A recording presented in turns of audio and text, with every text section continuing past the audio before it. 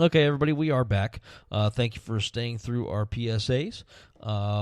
Those of you that are familiar with Secular Coalition for Arizona, both Kara and I are members of that. We very strongly support that organization because we do believe specifically that there should be a separation of church and state, and we're seeing too many new laws coming up that are religiously based. Religiously? Is that a good word? Religious based. Anyway, okay, so for the next part of the show, the last part of the show, I guess, because we're in our final hour, we have special guests with us. Karen Nicole has obviously stayed on the phone with us because either she likes us. Because I told her to. Oh, yeah, okay, whatever. We also have Redeem Robinson, unless I messed that up again, who is running for the Arizona Senate in Legislative District 30 in Arizona. And we have Braden, who is running for the Arizona or the Apache Junction School Board. For those of you that don't know, we live in Apache Junction, so it's very important to see and support school board candidates in our district because of the fact that we live here. Funny how that works. So thank you guys for joining us tonight. We really appreciate it. Let's start with Redeem. You are going to be running for the Arizona Senate in LD 30. What kind of pushed you to the point where it was time for you to stand up and make a stand?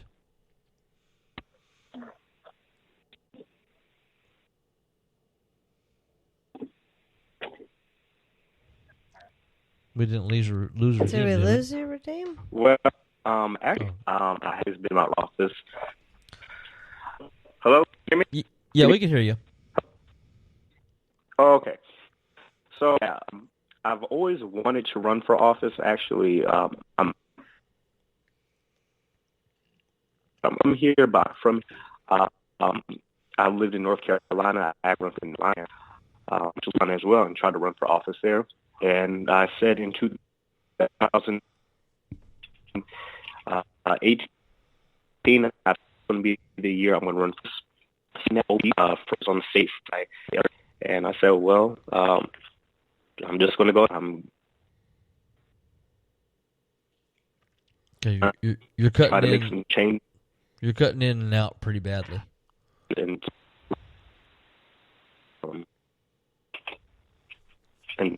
to this. Yeah, you are cutting in and out quite a bit, but I did get that you're from. Wow, that's really bad. You're from. Are you still on the line?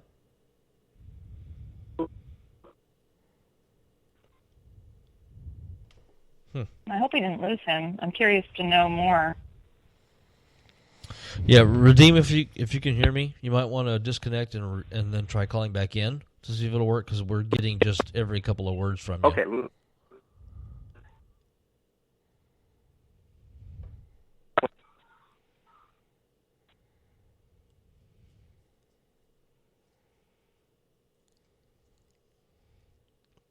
Okay, so Redeem has dropped off. He'll be calling back in hopefully shortly. So let's go to Braden.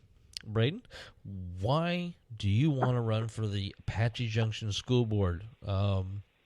Those of us that live in Apache Junction know that it's a very competitive place to run for a school board based on last election cycle. What do you think you can do for us? Well, kind of the main purpose of my running is just I of course grew up in Apache Junction and graduated from the AJUSD school district in 2010. For those kind of familiar, and back in when I was going to school at least, we had bond overrides that were continually being passed. Unfortunately, one of the things on the state level is the state has kind of decided that education's not top of the priority list there and doesn't fund it to the ability that they should. So that requires the school districts to go after bond overrides. So fortunately enough, when I was growing up, my mom was extremely involved and was the chair of what, at least at the time, was the Children's First Committee to help pass some of those overrides and those bonds. So I kind of gained a lot of experience and grew up in the environment. She's actually now a school teacher for the school district after she retired and she went back to teaching. So it's always kind of been a passion of mine to begin with. Why I'm kind of running is because I believe that now in the current climate, we have gone through 4 bonds at this point, 4 bond overrides at least, that haven't passed. And since then, in the last, I'd say 4 to 6 years, we've closed about 4 schools and moved people around and shuffled everything around, and it's definitely something that is unfortunate to see that we've had to go through. But I think the school district overall has done a really good job about trying to overcome some of those challenges and at least not affect the students as much as they possibly can. However, there has been some effect to the students. Classes are being cut. We've gone from an average class size of 25 kids to 32 to 36 kids. That's a big problem. So that's, of course, one of the reasons I'm running. Another reason is just because I feel like decisions are made by those who show up, and it's always been a priority of mine to show up to some of those meetings and show up and speak my voice as a concerned citizen, as a future parent of a child in the school district. And I've had siblings and family members go to this district, so I want to see everybody kind of succeed and get that best education, because it's not something, unfortunately, that our state takes a priority in. Right, yeah, because our state, for some reason, has decided to cut education funding every year because they have to give out those corporate tax breaks. Come on. The oil companies are broke. Give them a break. Yeah, they're all broke. But like here in Apache Junction, in the past, say 4 to 6 years, we've lost some schools. We've gone to a 4-day school week, which of course then affects parents who have a 5-day work schedule. When you come to like childcare, and stuff like that. Surprisingly, I can. And surprisingly, when the discussion of the 4-day school week was going on a few years ago, I was not really for it. I found a lot of issues with that, and childcare, of course, being one of them, but several other issues as well. Since then, they've done surveys. They've kind of looked at some of the data. It's actually, to much of a lot of our surprise, it's doing exactly what it should be doing. It's completely different than what we thought it was going to be. It's not a disaster. Teacher retention's actually gone up. Student absenteeism has gone down. Outside of that, students are a little bit more happier, although I kind of take that with a grain of salt, because I like to use the analogy of tell a kid that, they have to do an extra day of homework or they get to go to Disneyland, and they're obviously going to choose to go to Disneyland. So, I look at some of those things, and I'm not necessarily opposed to a 4-day school week as I used to be. I definitely think, though, that there needs to be some more consistency. It's only the second year that the district's been on a 4-day school week, so I would like to see more data come out supporting that or negating that to be able to make a definitive decision on, should we keep it or should we move it to somewhere else. The district's done a great job at being able to compensate for parents who, you, like Scott said, you have that 5th day of work. Parents just can't take off an extra day because their kid's school isn't in session. So they've made a daycare. They've partnered with the daycares around the city to really help with that. But at the same time, when 20% of the city shows up to vote on a school override, that's, unfortunately, I hate to say it, but that's kind of the price of the punishment that the parents get for not showing up and voting. Right. Redeem, are you back with us? You're in a very interesting situation. And I'd like to, kind of pick your brain on this. You are in a very red district. You're in a district that is for a lot of school choice.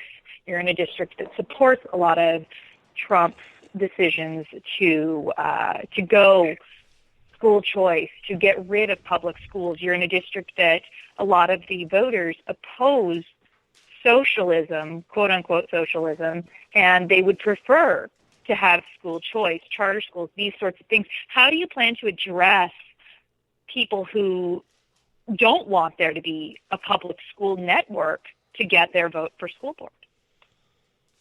And that brings up an interesting point. I will always support public education over a charter school or a private school or any, I guess, a religious school to per se.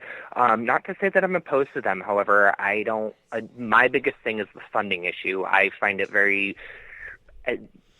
astonishing that a charter school or a religious school, private school can get public funds as well as other money when public schools aren't getting that. We have some great charter schools in the city. I mean, Imagine Prep is a good school. We've got a few others that aren't terrible schools. Hey, and you know what? If parents don't want to take their kid to a public school, then that also kind of shines a light on the public school system. I don't necessarily think it's entirely the Republican basis that wants to take away all of the schools or wants to have freedom of choice. You know what? The freedom of choice is right. They should have that. But what are we doing as a school district to make it so that the public school is our first choice? And that's what I would like to see in Apache Junction is, what are we doing as a community to make sure that our schools are number one so that, hey, if there is a charter school or a private school that you can take your kid to, you don't want to take your kid there because the public school is better.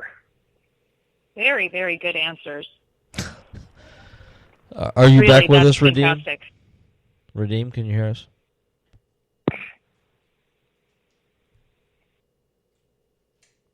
Okay, so I guess we're still having problems. Yeah, for the charter schools thing, the point that I like to always make, and for some reason nobody seems to pay attention to it, is the fact that I have no problem with school choice as long as the charter schools and the private schools have the same hiring requirements as public schools and have the same transparency requirements as public schools and are held for fiscal responsibility like public schools are. Yep.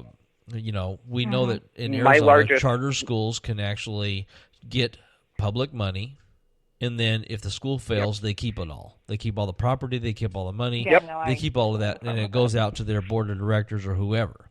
And I find that wrong. I'm okay with strict choice.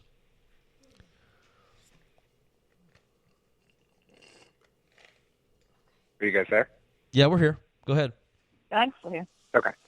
Oh, I was just going to say my largest issue with that, Scott, and like you said, you know what, they are able to get public money, and why are they getting more public money than a public school? They're, you know what, if they do need public money, then you're right. Hey, let's make sure that they're getting it. They're still a school, but, to your point, they need to be held responsible for what they're spending. They need to be held responsible for what they're making, and they shouldn't be getting more money than a public school. Right, yeah. And the point that brings in is you got to follow that money because you got to figure out who's profiting from that money. And if you go and look from past investigative reporting and stuff like that, we know that state legislators are profiting from that money. And they're the ones that are passing those laws that give them that money. And that's wrong, okay? I'm sorry, but if you're going to the legislature to write laws that profit you while destroying public education or the future of our children because you want to make money, that's wrong. But that's what we have in Arizona, and it's a bad idea. Now, here in Apache Junction, we've had such, like during the last election cycle, our school board had 4, 5, 6 candidates for school board, and it was kind of a hair pulling, cat fighting, scratching, just nightmare for the school board. I mean, it was. There were people, and I'm kind of one of them that thought it was worse than the presidential election. Yeah, it and that's literally saying was something for a school board. Yeah, it literally was. It was like a slugfest. We had school board candidates having their signs stolen and destroyed, and it's like, really? It's the school board, okay? It's not the presidential election. I can understand when you're going by and you're stealing Trump signs or you're stealing Hillary signs or knocking them down or something like that. But for the school board, really? It's... Now, what does a school board member in Apache Junction make? Nothing. It's a volunteer position. It's a volunteer position. Yet it is like the presidential election. I mean, it really is a slugfest. It really was a slugfest. I think we voted, and I think that there's a lot